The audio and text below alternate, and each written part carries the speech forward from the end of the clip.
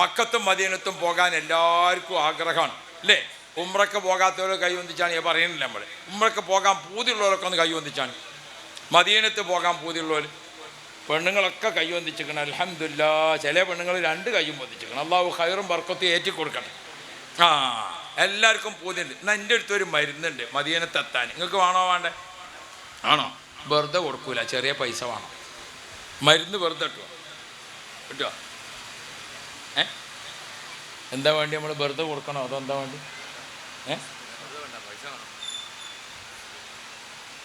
എന്താ മൂപ്പര് പറയട്ടെ. നമ്മളിപ്പോൾ എന്താ പേർക്ക് വെറുതെ കൊടുക്കണോ അതോ? നമ്മൾ വയസ്സുള്ള ആൾക്കാർ ഒരു കാരണന്മാർ ഒരു പറഞ്ഞത് കേൾക്കുക. ഇവരോടൊക്കെ നമ്മൾ വാങ്ങിയതാണെന്നാണ് മൂപ്പര് പറയണത്. അപ്പം ആ ഭാഗ്യക്കാണ് വരവ് വെക്കുക. അപ്പം അള്ളാഹു ഖൈർ തരട്ടെ. ഒന്നിൻ്റെ ഒപ്പം നിന്നോളി. മദീനത്തേക്ക് പോകാൻ പൂതിയുള്ള ആൾക്കാർ മനസ്സറിഞ്ഞിട്ട് നമ്മൾ ചെല്ലണം. പടച്ചോനെ ഒന്ന് മദീനത്ത് പോകണമല്ലോ റബ്ബേ, ചെല്ലല്ലേ നമ്മൾ?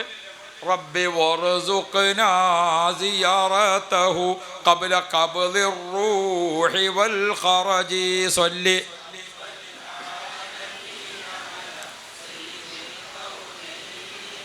ഉമ്മയും ബാപ്പയും മക്കളും ഒക്കെ ഒരുമിച്ചിരുന്നിട്ട് നമ്മൾ പറയാം കുട്ടികളോട്, മക്കളെ നമുക്ക് ഒരുമിച്ചൊന്ന് മദീനത്ത് പോകണം, മുത്തുനബിൻ്റെ അടുത്തേക്ക് നമുക്കൊന്ന് പുറപ്പെടണം.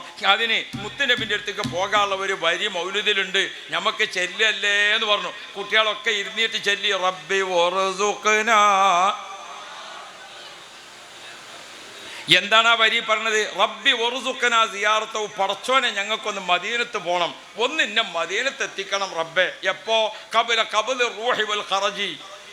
മരിച്ചിട്ട് 3 കഷ്ണം തുണിയിൽ പൊതിഞ്ഞു കെട്ടി ആരെങ്കിലുമൊക്കെ എന്നെ കൊണ്ടുപോകുന്നതിന് മുമ്പ് എനിക്കൊന്ന് കുളിച്ച് ഡ്രസ്സ് മാറ്റിയിട്ട് മുത്തുനബിൻ്റെ അടുത്തേക്കൊന്ന് പോണല്ലോ, ഭാഗ്യം തരണേ യാ റബ്ബ്. നമ്മളവിടെ ഉണ്ട് ഒരു പെണ്ണ്, വയസ്സായ ആളെ കദിയാത്താന്ന് അതിന് പറയാം. ഖദീജ എന്നുള്ളതിനാണ് കദിയ എന്ന് പറയുന്നത്. അതിന് 2 ആടുകൾ മാത്രമാണ് സമ്പത്ത്. ഇൻ്റെ വയല് കേട്ടിട്ട് കദിയാത്ത എന്ത് ചെയ്തു? റബ്ബി വറസുഖ്ന ചെല്ലാൻ തുടങ്ങി. എങ്ങനെ ചെല്ലണം? റബ്ബി വറസുഖ്ന ചെല്ലുമ്പോൾ സലാത്തോട് കൂടെ ചെല്ലണം. ഓരോ വരിക്കും അല്ലാഹു റബ്ബി. കഴിഞ്ഞ കൊല്ലം കദിയാത്താക്കാണ് നറുക്കെടുപ്പിൽ ഏത് കിട്ടിയത്? നമ്മുടെ നാട്ടിലേക്ക് സ്വലാത്തിൻ്റെ മജ്‌ലിസിൽ കൊല്ലത്തിലൊരു നറുക്കെടുപ്പുണ്ട് റബ്ബിഉൽ അവ്വൽ, കൂടുതൽ സലാത്തിലേക്ക്. അപ്പോൾ അതിന് നറുക്കാർക്ക് കിട്ടി? പാവം റബ്ബി വറസുഖ്ന ചെല്ലിയിട്ട് അമ്മ പോയി വന്നു. അൽഐനെന്ന് ഒരു ചെറുപ്പക്കാരൻ എന്നെ വിളിച്ചു, ഉസ്താദെ ഞാൻ ഇവിടെ ഒരു അറബി വീട്ടിൽ ചെറിയ ശമ്പളത്തിന് ജോലിക്ക് നിൽക്കുകയാണ്, എല്ലാവരും ഇങ്ങനെ ഉംറക്ക് പോകാം, മദീനത്ത് പോകാം, എനിക്ക് വലിയ ആഗ്രഹമാണ്, ഞാൻ സാധിക്കാതെ നിന്നു. പക്ഷെ നിങ്ങളെ വയലിലുണ്ട് മദീനത്ത് പോകാനുള്ള മരുന്ന് എന്ന് പറഞ്ഞാണ് നിങ്ങൾ കൊടുക്കണേ. അപ്പം ഞാൻ ഇപ്പോൾ ഒരു 7 മാസമായി 5 വക്കത്തിനും ഞാൻ ഇങ്ങനെ ചെല്ലും റബ്ബി വറസുഖ്നാ സിയാറതഹു. ഇപ്പം എൻ്റെ അറബി എന്നെ വിളിച്ചു കണ്ടടാ എനിക്ക് ഉംറക്ക് പോകണോ ചോദിച്ചു. എനിക്ക് ഉംറക്ക് പോകാനുള്ള പൈസ ആര് തന്നു? അറബി തന്നെ. അപ്പം ഞാൻ ഇങ്ങനെ ഉംറക്കുള്ള ഒരുക്കൊക്കെ നടത്തിയപ്പോൾ അറബിൻ്റെ മകൻ ചോദിച്ചു, നീ എവിടെ പോകാൻ ഒരുങ്ങണ മാതിരി ഉണ്ടല്ലോ. അപ്പോൾ പറഞ്ഞു ഞാൻ ഉംറക്ക് പോകാണ്. അപ്പോൾ ഒരു ഉംറക്കുള്ള പൈസ ആരും തന്നു? മകനും തന്നു. അപ്പോൾ ഓനിക്കും ഉംറ, ഭാര്യക്കും ഉംറ, 2 ആളും ഉംറക്ക് പോകാം. ഞാൻ ഇതിങ്ങളോട് തമാശ പറയല്ല. റബ്ബി വറസുഖ്ന ചൊല്ലിയിട്ട് കഴിവില്ലാത്ത ഭാര്യയും പോകാം ഉംറക്ക്, ആരും പോകാം, ഭർത്താവും പോകാം. നമ്മളെ ദീനിൻ്റെ വിഷയങ്ങൾ ഓരോന്നും അത് പരിഹാരമാണ്. വിഷയങ്ങൾ ഓരോന്നും പരിഹാരം. പക്ഷെ നമ്മൾ തന്നെ ഇതിനൊക്കെ ചെറുതായി കാണുകയാണ്. ആദർശം എന്ന് പറയുന്നത് വലിയ വലിയ സംഗതിയൊക്കെ നമുക്ക് പിന്നെയും പറയാം. ആദർശം എന്ന് പറയുന്നത് നമ്മളെ നിത്യജീവിതത്തിൽ നിന്ന് കുട്ടികൾക്ക് കാണാനും പഠിക്കാനും അനുഭവിക്കാനും ഉണ്ടാകണം. അത് അല്ലാഹു തആല അത്ഭുതകരമായി വെച്ചത് അങ്ങനെ തന്നെ നടക്കണം. നമ്മൾ ശ്രദ്ധിക്കണ്ടേ? ഇത് ചെറിയ പ്രായത്തിൽ തന്നെ നമ്മുടെ മക്കളെ ഒപ്പം ഇരുത്തിയിട്ട് മദീനത്തേക്ക് പോകാനുള്ള വരി മൗലൂദിൽ, രോഗം മാറാനുള്ള വരി മൗലിദിൽ. അല്ലാഹു റബ്ബി. താങ്ങാനാകാത്ത വിഷമമുണ്ടോ? നമ്മളെ മനസ്സിന് താങ്ങാൻ കഴിയണില്ല അപ്പുറമുള്ള ബുദ്ധിമുട്ട് കുടുങ്ങിക്കണോ? കൊടുക്കില്ലെങ്കിൽ പിന്നെ അവിടെ നിന്നോട്ടെ, അള്ളാഹു കൊടുക്കാതെക്കട്ടെ. അങ്ങനെ ഒരു കുടുക്ക് വരികയാണെങ്കിൽ അതിൽ നിന്ന് കഴിച്ചിലാകാനുള്ള വരി മങ്കൂസ് മൗലിദിലുണ്ട്. അതിന് രക്ഷപ്പെടാനുള്ള വരി എവിടെ ഉണ്ട്? മങ്കൂസ് മൗലിദിലുണ്ട്. അതിന് നമ്മളിതൊന്നും ശ്രദ്ധിക്കണില്ലല്ലോ. നമ്മൾ മറ്റേ അച്ചങ്കായി പറഞ്ഞ മാതിരിയല്ലോ. ഓരോന്നിനും ഒരു ഭക്ഷണത്തിന് അതിൻ്റെ വിറ്റാമിൻ ഉണ്ട് അല്ലേ? മാങ്ങൻ്റെ രുചിയാണോ ചക്കക്ക്? അത് 2ൻ്റെ രുചിയാണോ വേറെ ഒന്ന് പഴത്തിന്? ഒക്കെ വ്യത്യസ്തമാണ്. എന്ന പോലെ ഓരോ ആയത്തുകൾക്കും ഓരോ ദിക്റുകൾക്കും ഓരോന്നിനും അതിൻ്റേതായ പ്രത്യേകതകളൊക്കെ ഉണ്ട്. ഇത് നമ്മൾ ചെറുപ്പത്തിൽ പഠിപ്പിക്കണം കുട്ടികളെ ഒപ്പം ഇരുത്തിയിട്ട്. അപ്പം ചെറിയ പ്രായത്തിൽ തന്നെ ആ വിശ്വാസം, ആ ആദർശം, ആ ആശയം അള്ളാഹു നമ്മളെ മക്കളൊക്കെ നന്നാക്കി തരട്ടെ. അള്ളാഹുവേ, മാതാപിതാക്കൾ, മക്കൾ ഞങ്ങളെല്ലാം കുടുംബസമേതം നീ ഏറ്റെടുക്കണേ അല്ലാ. ബഹുമാനപ്പെട്ട നബി മുഹമ്മദ് മുസ്തഫ നബി സല്ലല്ലാഹു അലൈഹി വസല്ലമ തങ്ങൾ അങ്ങനെ പഠിപ്പിച്ചത്. റസൂലുള്ള മക്കൾക്ക് ഭക്ഷണം കൊടുക്കുമ്പോൾ കുൽ അമാമക്ക, മുൻഭാഗത്ത് നിന്ന് എടുത്ത് കഴിക്കുക, കുൽ ബി യമീനിക്ക, വലത്തെ കൈ കൊണ്ട് കഴിക്കുക, ഒക്കെ അപ്പപ്പോൾ പറഞ്ഞ് പഠിപ്പിച്ചുകൊണ്ടാണ്. ഇന്ന് നമ്മൾ കുട്ടികളോട് എന്താകണില്ല, പറയണില്ല എന്നുള്ളത് മാത്രമല്ല, പറഞ്ഞിട്ട് കാര്യമില്ല എന്നാണ് നമ്മൾ പറയുന്നത്. ഇപ്പം നമ്മൾ കുട്ടികളെ പറ്റി എന്താ പറഞ്ഞത്? പറഞ്ഞിട്ട് കാര്യമില്ല. ഇങ്ങനെ മുതിർന്ന തലമുറ തീരുമാനിക്കല്ലേ. കുട്ടികളൊക്കെ വളരെ റെഡിയാവും. പക്ഷെ എന്ത് വേണം? പറയണ മാതിരി പറയണം. ഒരു വാപ്പ കുട്ടിനോട് ദേഷ്യം പിടിച്ചിട്ട് പറഞ്ഞു, മുണ്ടാ നിന്നു, എന്നെ ഞാൻ പാഠം പഠിപ്പിക്കുന്നതാണ്. അപ്പോൾ ഏട്ടനും അഞ്ചനും കൂടിയിട്ട് വാപ്പാനോട് പറഞ്ഞു, വാപ്പാനെ ഞങ്ങൾ ബുക്ക് മുഴുവൻ വായിപ്പിച്ചെന്നാണ്. അപ്പം അതുകൊണ്ട് പാഠം പഠിപ്പിച്ചതൊന്നും ഇപ്പോൾ പറഞ്ഞിട്ട് കാര്യമില്ല. നമ്മൾ എന്ത് വേണം? മോനേന്ന് വിളിക്കുക, ഒപ്പം കൂട്ടുക, മോളേന്ന് വിളിക്കുക, താലോലിക്കുക. അങ്ങനെ മക്കളെ ഏതും ശരിയാക്കിയെടുക്കാൻ പറ്റും. ഏതും ശരിയാക്കുക. ദേഷ്യം പിടിക്കലും അടിപിടി കൂടലും അതൊരു യോഗ്യതയാണ്. അതുകൊണ്ട് പ്രിയപ്പെട്ടവരെ, ഞാൻ നിർത്തുന്നു. ആ ചോറിൻ്റെ വാസന പിന്നെയും വന്നുകൊണ്ട് നിൽക്കുകയാണ് അല്ലേ. ഒരു ബ്രോസ്റ്റിൻ്റെ വാസനയല്ലേ വരുന്നത് അല്ലേ? ഒരു ബ്രോസ്റ്റ്, ഒരു 65, അതിൻ്റെയൊക്കെ ഒരു വാസന ഇങ്ങനെ അല്ലേ. അപ്പം ഞാൻ നിങ്ങൾക്കൊരു താല്പര്യമുള്ളത് പറഞ്ഞതേ ഉള്ളൂ. ഇൻഷാ അല്ലാഹ് നിങ്ങൾ കിട്ടിയിട്ട് നോക്കാം നമുക്ക് ഏതാണ്. അള്ളാഹു തആല ഖൈറും ബർക്കത്തും ഏറ്റി തരട്ടെ. അപ്പം അതുകൊണ്ട് പ്രിയപ്പെട്ട രക്ഷിതാക്കളെ, പ്രിയപ്പെട്ട ഉമ്മപങ്ങന്മാരെ, നമ്മുടെ ഉമ്മാക്കും ബാപ്പാക്കും നമ്മൾ ചെയ്യുന്നത് കുട്ടികളിങ്ങനെ കണ്ടിട്ട് ഉമ്മാരൊക്കെ എന്ത് ചെയ്യണമെന്നറിയോ? വല്യന്മാരെ പറ്റി കഥ പറയണം, നല്ല കഥ പറയണം. നബി സല്ലല്ലാഹു അലൈഹി വസല്ലമ തങ്ങളുടെ കഥ പറയാം, സ്വഹാബാക്കളുടെ കഥ പറയാം. ഈ കുട്ടികളെ നല്ലത് പറഞ്ഞുകൊണ്ട് നമ്മളെ കൂടെ നിർത്തുക. ആ ഒരു കൂടെ നിർത്തിയിട്ട് നമ്മൾ കൊണ്ടുപോകുകയാണോ, നമ്മുടെ മക്കളൊക്കെ നല്ല ആദർശത്തിലേക്ക് വരും, യാതൊരു സംശയവുമല്ല. ഈ കോഴിക്കോട് പരിസരത്തുള്ള നമ്മുടെ കുട്ടികളൊക്കെ ഇങ്ങളൊക്കെ ഈ കണ്ടത മടവൂർ ശേഖുന ഏറെ കാലം താമസിച്ച നാടാണിത്. ജിഫിരി തങ്ങന്മാർ വിശ്രമിക്കുന്ന സ്ഥലമാണിത്. ഷെയ്ഖ് മാമുക്കോയ തങ്ങൾ അവിടെയല്ലേ അപ്പവാണിപ്പ നേർച്ചടക്കൽ, അതിൻ്റെ സ്ഥലമാണിത്. അള്ളാഹു റബ്ബി, എത്രയധികം മഹാന്മാർ വിശ്രമിക്കുന്ന ഏരിയയാണ് ഈ കോഴിക്കോട്. ഇവിടെ ജനിച്ചിരിക്കുന്ന നമ്മുടെ മക്കളുണ്ടല്ലോ, ഒക്കെ സുന്നി ആദർശത്തിൽ ഉറച്ച് വളരും. പക്ഷേ നമ്മൾ കുട്ടികൾക്ക് സുന്നി കാണിച്ചു കൊടുക്കുക, സുന്നി പഠിപ്പിച്ചു കൊടുക്കുക. സുന്നി ഇങ്ങനെ നമ്മൾ ആ സുന്നി ആദർശം നമ്മളെ ജീവിതത്തിൽ ഇങ്ങനെ നിത്യം. അപ്പം നമ്മളെ വീട്ടിൽ 5 മക്കൾ ഖുർആൻ ഓതാൻ പഠിച്ചതുണ്ട്. 5 മക്കൾ ഖുർആൻ ഓതാൻ പഠിച്ചതുണ്ട്. വല്ല താമസമുണ്ടോ മാസം ഖത്തം തീർക്കാൻ? 3 മക്കൾ ഖുർആൻ ഓതാനുണ്ടെങ്കിൽ 40 ജുസ് ഓരിച്ചു കൊടുത്തു പോരെ. അല്ലാഹു റബ്ബി, മാസത്തിൽ നമ്മളെ വീട്ടിൽ ഖത്മു ദുആ, മാസത്തിൽ ഖത്മു ദുആ. ഉസ്താദന്മാരെ ഭക്ഷണം ഉണ്ടാവില്ലേ നമ്മളെ വീട്ടിൽ? ഉണ്ടാവില്ലേ? ഖത്തം ദ്വാരക്കണമെന്ന് ഉസ്താദന്മാരെ ഭക്ഷണം അന്നേക്കാണ് ആക്കുക. അല്ലാഹു റബ്ബി, ആ ഉസ്താദിനോട് നിന്ന് വരാനും പറയാം. എന്താ അതിൻ്റെ ഒരു സന്തോഷം. ഞാൻ ഓർമ്മപ്പെടുത്തുന്നത്, നമ്മൾ ചെയ്യണ കാര്യം തന്നെ ഓർഡറാക്കിയാൽ മതി. നമ്മൾ ഓതണ തന്നെ എന്താക്കിയാൽ മതി? ഓർഡറാക്കിയാൽ മതി. എന്നാൽ അതൊക്കെ കുട്ടികൾക്ക് പരിശീലിക്കാനും പകരാനും പറ്റും. ഈ രൂപത്തിൽ പകർത്തിയെടുത്തുകൊണ്ട് പോയി ഒരു ദിവസം അധികം ജീവിച്ചാൽ നമ്മുടെ ജീവിതത്തിൻ്റെ കാര്യങ്ങൾ നോക്കുമ്പോൾ ഒരു ദിവസമെങ്കിലും അധികം ജീവിച്ചാൽ അത് നമുക്കൊരു സമ്പാദ്യമാവണം. അതാണ് മുഹമ്മദ് മുസ്തഫ നബി സല്ലല്ലാഹു അലൈഹി വസല്ലം നിങ്ങൾ പഠിപ്പിച്ച രീതി അതാണ്. ആ ചൂടുവെള്ളക്കാരൻ ഒരു ഗ്ലാസും കൊണ്ട് പോയല്ലോ, ഓനെ പിന്നെ കാണാനില്ല. ഏതായാലും ഓനക്ക് അള്ളാഹ് ആഫിയത്ത് കൊടുക്കട്ടെ. അപ്പോൾ ഇൻഷാ അല്ലാഹ് അള്ളാഹുവിനെ ഖൈറ് നൽകണേ അല്ലാഹ്. ഹബീബായ മുഹമ്മദ് മുസ്തഫ, നമ്മൾ ഒരു ദിവസം നമ്മൾ ജീവിച്ചാൽ, ഞാൻ ചോദിക്കട്ടെ നമ്മളോട്, കച്ചവടക്കാരന് ഒരു കച്ചവടം മതിയാക്കിയിട്ട് ലാഭം മതിയാക്കി നേരത്തെ പൂട്ടി പോകുന്ന ചരിത്രമുണ്ടോ? ഉണ്ടാവുമോ? ഒരു തുണിഷാപ്പുകാരുണ്ട്, ഒരു ദിവസം ഉച്ചക്കന്നെ അടച്ചു പോയിരുന്നു. എന്തേന്ന് ചോദിച്ചു, ലാഭം ഒക്കെ കിട്ടി മതിയായി, ഞാൻ നേരത്തെ അടച്ചു പോകും. അങ്ങനെ ഒരാളെ കണ്ടുക്കണം ഇല്ല. അതേ സമയത്ത് ഇത് നമ്മളെ ദുനിയാവിൻ്റെ ഒരു രീതിയാണ്. ഇതിൻ്റെ 10 ഇരട്ടി ആവേണ്ട ആഖിറത്തിലേക്ക്. അതുകൊണ്ട് നമുക്കൊന്ന് നോക്കാം. നമ്മളുമ്മാർ, ഞാൻ എൻ്റെ സഹോദരിമാരോട് അല്പം കാര്യം പറയാണ്, ഒന്ന് നിങ്ങൾ ശ്രദ്ധിക്കണം. സഹോദരിമാരൊക്കെ നല്ല സഹോദരിമാരാണ്. അള്ളാഹു അവർക്കൊക്കെ റഹ്മത്ത് കൊടുക്കട്ടെ. നിങ്ങൾ ആമീനൊരു വയലിച്ച നിങ്ങളെ പെങ്ങന്മാരും ഭാര്യമാരും ഒന്നും അല്ലേ ഇവിടെ ഉള്ളത്? അള്ളാഹു നമ്മളെ സഹോദരിമാർക്കൊക്കെ റഹ്മത്ത് ചെയ്യണേ അള്ളാഹ്, ഞങ്ങൾക്ക് എല്ലാവർക്കും നീ ബർക്കത്ത് ചെയ്യണേ അള്ളാഹ്. ശരി, നിങ്ങളെ കൂട്ടായിട്ടാണ് നിങ്ങളെ ആമീനൊരു കുറവില്ലേ? അത് ഞാൻ അത്ര ആലോചിച്ചിട്ടില്ല. കാരണം എന്താ അല്ലേ, നമ്മളെ ഭാര്യമാരും ഉമ്മമാരും നമ്മളെപ്പോഴും എന്താണ് പോലെ സന്തോഷിപ്പിച്ച് കൂടെ നിർത്തണം. പുരുഷന്മാർ ശ്രദ്ധിക്കേണ്ടത് അവരെ നമ്മളെന്താക്കണം, സന്തോഷിപ്പിച്ച് കൂടെ നിർത്തണം. അതാണ് വിഷയം. ഞാൻ ആക്ഷേപം പറഞ്ഞാൽ ആർക്കെങ്കിലും പറ്റുമോ? ഞമ്മക്ക് പറ്റുമോ? ഇനി പെങ്ങൾക്ക് പറ്റുമോ? ആർക്കും പറ്റൂല. ആക്ഷേപം ഒരാളെ നന്നാക്കണതല്ല, കുറ്റപ്പെടുത്തൽ ഒരാളെ നന്നാക്കണതല്ല. ഇപ്പം എല്ലാത്തിനും ഏതാണ് പോസിറ്റീവിൻ്റെ കാലമാണ്. ഏതില്ല നെഗറ്റീവില്ല. ഇപ്പം നമ്മൾ മാത്രമല്ല, നെഗറ്റീവ് പറഞ്ഞാൽ ഇപ്പം കേസും കൂടിയാണ്. വയസ്സന്മാർ ഇന്നിപ്പോൾ പറയാൻ പാടില്ല,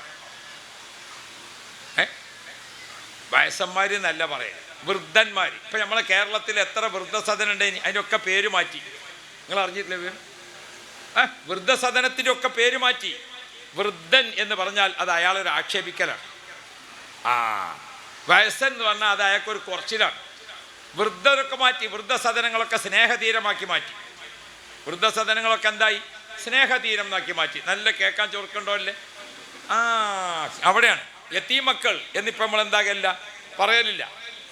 അതാ കുട്ടിക്കൊരു കുറച്ചിലാണ്, ആ കുട്ടിക്കൊരു കുറച്ചിലാണ്. മനസ്സിലായോ? പിന്നെന്താ, വൃദ്ധന്മാർക്കൊക്കെ ഉള്ള പേര് മാറി. Senior citizen.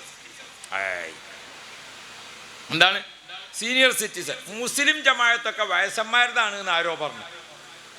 ഓൽക്കൊരു വിവരമില്ലായിട്ട് പറയണം. മുസ്ലിം ജമാഅത്തൊക്കെ ആരുതാണ്? അത് മുതിർന്ന തലമുറക്കാണ്.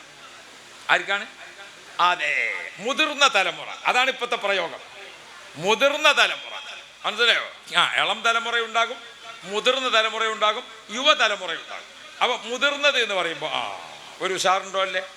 ഏതിലും ഇപ്പം അതാണ് കാലഘട്ടം. പേരൊക്കെ എല്ലാത്തിൻ്റെ മാറിയിരിക്കണേ. അല്ലാ, നമ്മൾ പാപ്പാരും അധ്യാപകരും ഒക്കെ മനസ്സിലാക്കണം. ഇപ്പം നമ്മൾ ബാത്റൂം എന്നുള്ള പ്രയോഗം പോയല്ലോ. ഇപ്പോൾ വലിയ വലിയ സ്ഥലത്തൊക്കെ ചെന്നാൽ ഏതാ റൂം? വാഷ്റൂമൊക്കെ മാറി, ടോയ്ലറ്റും ബാത്റൂമൊക്കെ പോയി. ഇപ്പം എവിടെ എത്തി? വാഷ്റൂമെന്നും പോയിക്കൊണ്ടിരിക്കുകയാണ്. ഇപ്പം ഏതിന്ന് പോയിക്കൊണ്ടിരിക്കുകയാണ്? വാഷ്റൂമെന്നും മാറിയിട്ട് എവിടേക്ക് പോയി? ഗസ്റ്റ് റൂം എന്നപ്പോൾ പറയും. Rest room. ഏത് റൂം? Rest room. കാരണം ക്ലോസറ്റൊക്കെ ഏതായി മാറി? യൂറോപ്യനായി മാറി അല്ലേ? അപ്പോൾ അധികം ആളും രാവിലെ മനോരമ പേപ്പറുമായിട്ടാണ് പോകുകയാണ് എവിടേക്ക്? Rest room. കാക്കത്തിൽ വായിച്ചിട്ടൊക്കെ ഇങ്ങനെ പോന്നാൽ മതി. അപ്പോൾ ആ ടോയ്ലറ്റ് പോയി, ബാത്റൂമിൽ പോയി, വാഷ്റൂമായി. വാഷ്റൂമും ഇപ്പോൾ എവിടേക്ക് പോയി? റെസ്റ്റ് റൂമിലേക്ക് പോയി. അതാണ് കാലം, അതാണ് കാലം. ഇപ്പോൾ ഒരു തോന്നിയാസം ചെയ്ത ഒരു പെണ്ണിനെ വ്യഭിചാരം ചെയ്തിരിക്കുന്ന ഒരാൾ ഏതെന്ന് പറയാൻ പറ്റൂല, വേശ്യ എന്ന് പറയാൻ പറ്റൂല, വ്യഭിചാരം എന്ന് പറയാൻ പാടില്ല. അതൊക്കെ പേര് മാറി നല്ല പേരാക്കിയില്ല. അപ്പോൾ ഇതിനൊക്കെ ലൈംഗിക തൊഴിലാളി, അതാണ് എൻ്റെ പട്ടം. ഈ പേര് മാറ്റത്തിന് എന്തും കൂടി ഉണ്ട്, ദുശ്ചെയ്തികളെ നന്നാക്കലും കൂടി വരുന്നുണ്ട്. അള്ളാഹു കാക്കട്ടെ. ഞാൻ ഓർമ്മപ്പെടുത്തുന്നത്, നമ്മളെ മക്കളിപ്പോൾ പഠിച്ചുകൊണ്ടിരിക്കുന്ന പഠനത്തിൻ്റെ രീതി നമ്മൾ പഴയത് തന്നെ പറയാൻ നിന്നിട്ട് കാര്യമില്ല. എൻ്റെയൊക്കെ കുട്ടിക്കാലത്ത് വീട്ടിലൊരു വിരുന്നുകാരൻ വന്നാൽ നമ്മൾ പറയും, പിന്നെ കഞ്ഞി കുടിച്ചിട്ട് പോകാറ്. നിങ്ങളുടെ നാട്ടിലുണ്ടായിരുന്നു പഴയ കാലത്ത്? പിന്നെ കുറച്ച് കഴിഞ്ഞപ്പോൾ ചോറ് വെച്ചിട്ട് പോകാതെ നമ്മളെന്ത് പറയും? ചോറ് വെച്ചിട്ട് പോകാറ് അല്ലേ? ഇപ്പോൾ നമ്മൾ പിന്നെ കുറച്ചും കൂടി കഴിഞ്ഞപ്പോൾ എന്തായി? ഭക്ഷണം കഴിച്ചിട്ട് പോകാറ് അല്ലേ? ഇപ്പം ആരെങ്കിലും ചോറ് പറയലുണ്ടോ? പുതിയ തലമുറയിലെ കുട്ടികൾ ചോറ് പറയോ? ഇല്ല. ഭക്ഷണം പറയോ? ആഹാരം പറയോ? കുട്ടികളൊക്കെ ഏതാ പറയണത്? കുട്ടികളൊക്കെ ഏതാ പറയണത്? കുട്ടികളൊക്കെ ഒക്കെ എന്തായി? ഫുഡ് കഴിച്ചോന്ന് ചോദിക്കാം. എന്ത് കഴിച്ചോന്ന് ചോദിക്കാണ്? അല്ലാ, ഞാനെൻ്റെ പെരീന്ന് കുട്ടികളോട് മക്കളെയൊക്കെ ഫുഡ് കഴിച്ചോ ചോദിച്ചു. ഫുഡ് കഴിച്ചോ എന്ന് ചോദിച്ചപ്പോൾ ഞാൻ മോളെ കുട്ടിയുണ്ട് 4 വയസ്സായ, ഓൻ്റെ അടുത്ത് ചെവിയിൽ വന്നിട്ടാണ് ഇപ്പപ്പാ ഫുഡ് നല്ല ഫുഡ്. നമ്മൾ പറയുമ്പോൾ ഏത് പറയാണ്? നമ്മളെന്താ പറയണത്? ഫുഡ് കഴിച്ചോ എന്നാണ് ചോദിക്കണത്. അത്ര ശ്രദ്ധ കൂട്ടണ്ട. അപ്പം എന്നോട് ചെവിയിൽ വന്നിട്ടാണ് ഇപ്പപ്പാ ഫുഡ് നല്ല ഫുഡ്. നമ്മളെ ചെറിയ മക്കൾ ഏത് പറയും? അപ്പം നമ്മളിപ്പോഴും ഏത് തന്നെ ചോറ് കഴിച്ചോ ഭക്ഷണം കഴിച്ചോ എന്ന് ചോദിക്കൊണ്ട് കുട്ടികളൊക്കെ എവിടെ എത്തിക്കണേ? അപ്പം നമ്മൾ ഓർക്കണ്ടേ ആരാ മാറേണ്ടത്? ഇവിടെ മാറ്റം വരുത്തേണ്ടത് ആരാ? കുട്ടികളെ പഠനത്തിൻ്റെ ഒപ്പം സഞ്ചരിക്കാൻ നമ്മൾ തയ്യാറാകുക. അല്ലാതെ ഞാൻ ഇതെന്നെ പറയുള്ളൂ എന്ന് വിചാരിച്ചിട്ട് കാര്യമില്ല. ഉണ്ടോ? എൻ്റെ അടുത്തുണ്ട്. ഇപ്പോഴാണ് എനിക്കൊരു നല്ല മൊബൈലാണ്. മുമ്പിൻ്റെ അടുത്ത് ചെറിയ മൊബൈലാണ്. അതിൽ പച്ച വിളിച്ചാണ് പോകും, ചുവപ്പ് നോക്കി അവിടെ നിൽക്കും അല്ലേ. എൻ്റെ ആ ഫോൺ ഇപ്പം നാൾ വിളിച്ച് നോക്കുമ്പം ഇങ്ങോട്ട് പറഞ്ഞാൽ സൗണ്ട് കേൾക്കണില്ല, അങ്ങോട്ട് വിളിച്ചാൽ പോണുമില്ല. അപ്പം എൻ്റെ ചെറിയ കുട്ടീൻ്റെ ഇതിങ്ങനെ കണ്ട് ഞാൻ ഇടങ്ങാറാകണേ കണ്ടുങ്ങാണ്ട് എന്നോട് പറഞ്ഞു അപ്പോൾ ആ ഫോൺ തരുന്നോ. എന്താ എനിക്ക് തന്നിട്ട് കാര്യം, നിങ്ങളതിന് കാട്ടുന്നതാണ് വാങ്ങി. വാങ്ങിയിട്ട് ഇനിയൊന്ന് വിളിച്ച് നോക്കിയാൽ അപ്പോൾ ആലോ എന്ന് പറഞ്ഞു നോക്കുമ്പോൾ ശരിയായി. നല്ല മട്ടത്തിൽ ഞാൻ ഫോൺ ചെയ്തു. ഞാനിങ്ങനെ ഫോൺ ചെയ്തും കൊടുക്കുമ്പോൾ കുറച്ച് അപ്പുറത്ത് നിന്നാണ് എന്നോടൊന്ന് ചിരിച്ചു. അതാ എനിക്ക് സഹിക്കാൻ കഴിയാത്ത. അതാണ് സഹിക്കാൻ കഴിയാത്തത്. എൻ്റെ മോനായതുകൊണ്ടാണ് ഞാൻ ചിരി എന്ന് പറഞ്ഞാൽ. അല്ലെങ്കിൽ അതിന് ഏതെന്നാണ് പറയേണ്ടത്? അതിന് ഇളി എന്നാണ് പറയേണ്ടത്. അതുകൊണ്ട് എല്ലാ വാപ്പാരും ഉമ്മാരും ഒന്ന് ഓർക്കുക, കുട്ടികളെ മുമ്പിൽ കുറച്ച് നമ്മളും പഠിക്കുക. നമ്മൾ ചെറിയൊരു പഠനത്തിന് തയ്യാറാകാനേ പറ്റുള്ളൂ. അതുകൊണ്ട് നമ്മളൊന്നിങ്ങനെ നോക്കാഞ്ഞാൽ ഇങ്ങനെ ഓരോന്ന് തന്നിട്ട് എനിക്ക് നിർത്തി പോകും വേണ്ട. അപ്പോൾ അല്ലാഹു തആല ഖൈർ തരട്ടെ. ഹബീബായ മുഹമ്മദുർ റസൂലുള്ളാഹ് നബി കരീം സല്ലല്ലാഹു അലൈഹി വസല്ലമ തങ്ങൾ നിങ്ങൾ നോക്കിയും കുട്ടികളെ എങ്ങനെയാണ് വളർത്തിയത്. ഒന്ന് നമ്മൾ പഠിക്കല്ലോ. ഇത് ഞാൻ പറഞ്ഞതൊരില്ലാത്തതല്ല. ഒരിക്കൽ നോക്കി നിങ്ങൾ. നബിതങ്ങൾ ഒരു യാത്ര കഴിഞ്ഞ് വീട്ടിലെത്തി. അപ്പം ആ വീട്ടിലെത്തി റസൂലുള്ള വിശ്രമിക്കാനില്ല. അപ്പോഴേക്കൊരാൾ അന്വേഷിച്ചു വന്നു. ഞമ്മക്ക് അങ്ങനെ ഉണ്ടല്ലോ, ഇപ്പം മൂപ്പര് അവിടെ ഉണ്ട്, വേഗം പോയി നോക്കിയെന്ന് പറയും നമ്മൾ. AP ഉസ്താദ് ബാംഗ്ലൂരിൽ നിന്ന് വന്നിക്കണം, ഇപ്പം പോയിക്കോ എന്നാൽ കാണാം. ഉസ്താദിനൊന്ന് ബാത്റൂമിൽ പോകാണ്ട്, ഒന്ന് വിശ്രമിക്കാണ്ട്, ഒന്ന് ക്ഷീണം മാറ്റാണ്ട്, ഉസ്താദിനെ കാത്തവിടെ ഉദ്യോഗസ്ഥന്മാർ, ഇതൊന്നും നമ്മൾ ആലോചിക്കൂലേ. നമ്മളേതാണ് നമുക്ക് നമ്മളെ കാര്യം നടക്കണം. പോകൂലേ. റസൂലുള്ള ഒരു യാത്ര കഴിഞ്ഞ് വീട്ടിൽ തിരിച്ചെത്തിയപ്പോൾ ഒരാൾ കാണാൻ വന്നു. നബിതങ്ങൾ അകത്തേക്കാണ് പോയതുള്ളൂ. അപ്പോൾ ഒരാൾ വന്നിട്ട് പുറത്തുനിന്ന് വിളിച്ചു. നബിതങ്ങൾ പുറത്തേക്ക് വന്നില്ല. നമ്മളെ നാട്ടിലാണ് വെച്ചാൽ എന്താ ചെയ്യുക? നമ്മൾ ഒരു വീട്ടിൽ പോയി ബെല്ലടിച്ചാൽ കാത്തു നിൽക്കുമോ? ഒരു ബെല്ലടിച്ചു, അപ്പം തന്നെ രണ്ടാമത് അടിക്കൂല. ഒന്നടിച്ചു, അപ്പം തന്നെ രണ്ടാമത്തത്, അപ്പം തന്നെ മൂന്നാമത്തത്, അപ്പം തന്നെ നാലാമത്തത്. അല്ലാ, നമ്മൾ നിർത്തൂല. നാളെ ഒരു പരിയിൽ ഒരു കാറിൽ ആൾക്കാർ മുറ്റത്ത് പോയി ഇറങ്ങി ബെല്ലടിച്ച് ആരും വരുന്നില്ല. രണ്ടാമതടിച്ച്, മൂന്നാമതടിച്ച്, നാലാമതടിച്ചിങ്ങാണ്ട് ഇങ്ങനെ ആ സ്വിച്ചുമ്മൽ ഇങ്ങനെ നെക്കിയാണ് പിടിച്ചു, ക്രൂതാണ്. അപ്പം അകത്തുനിന്ന് ഒരു ചെറിയ കുട്ടി വന്ന് വാതിലിങ്ങനെ തുറന്നു. അപ്പം ഈ വന്ന ആൾക്കാർക്ക് ദേഷ്യം പിടിച്ചു. ഈ ഏറൊക്കെ എറിഞ്ഞിട്ട് കണ്ണിയാങ്ങിയാ വീണതെന്ന് വെച്ചു. അല്ലാഹ്, അതെങ്കിൽ ഞമ്മക്കിതങ്ങ് ബഹുമാനപ്പെട്ട നബി മുഹമ്മദ് മുസ്തഫ മുത്തുനബി ഒരാളെ വീട്ടിലേക്ക് റസൂലുള്ള വിളിച്ചാൽ 4 റക്അത്ത് നിസ്കരിക്കണ സമയം കഴിഞ്ഞിട്ടേ രണ്ടാമത് വിളിക്കുള്ളൂ. ഒരു വീട്ടിൻ്റെ അകത്ത് നിസ്കരിക്കണുണ്ടാവും, ഒരു വീട്ടിനകത്ത് ബാത്റൂമിൽ പോയിണ്ടാവും, ഒരു വീട്ടിലെന്തുണ്ടാകും, ഒരു വീട്ടിലേക്ക് കുട്ടികളെ കുളിപ്പിക്കണുണ്ടാകും, ഒരു വീട്ടിൽ എൻ്റെ വീട്ടിലേക്ക് ഞാൻ പോവുകയാണ്, എന്നാൽ തന്നെ വേഗമാണ് കയറി ചെല്ലാൻ പാടുണ്ടോ? നമ്മളെ വീട്ടിൻ്റെ പുറത്തൊരു കുറച്ച് സ്ഥലം ഉണ്ടല്ലോ, അതിനെന്താ പറയുക? സിറ്റ് ഔട്ടിൻ്റെ അർത്ഥം എന്ന് പറഞ്ഞാൽ സിറ്റ് ഔട്ട്. എന്താ അതിൻ്റെ അർത്ഥം? സിറ്റ് എന്ന് പറഞ്ഞാൽ ഇരിക്കുക, ഔട്ട് എന്ന് പറഞ്ഞാൽ സിറ്റ് ഔട്ട്, പുറത്ത് കുറച്ച് ഇരിക്കുക. ഇതാരോടാ? ഔത്തുള്ളവരൊക്കെ പുറത്തിറങ്ങിയിരിക്കാനാണോ അത്? പിന്നെന്താ? പുറത്തുനിന്ന് വരുന്നവരോട് ഓടിന് കയറണ്ട, സിറ്റ് ഔട്ട്, കുറച്ചവിടെ ഇരിക്കുക. വാതിൽ തുറക്കേണ്ട സമയത്ത് തുറക്കും, എന്നിട്ടൊന്ന് കയറിയാൽ മതി. അതിനാണ് സിറ്റ് ഔട്ട്. അന്തം വിട്ടുകാണ് സിറ്റ് ഔട്ട് എന്ന് പറഞ്ഞാൽ ഇറക്കി തന്നാൻ പറ്റുമോ? എന്താ sit out? Engineer sit out പറഞ്ഞാൽ നമ്മളാണ് സിറ്റ് ഔട്ട് എന്ന് പറഞ്ഞാൽ മതിയോ?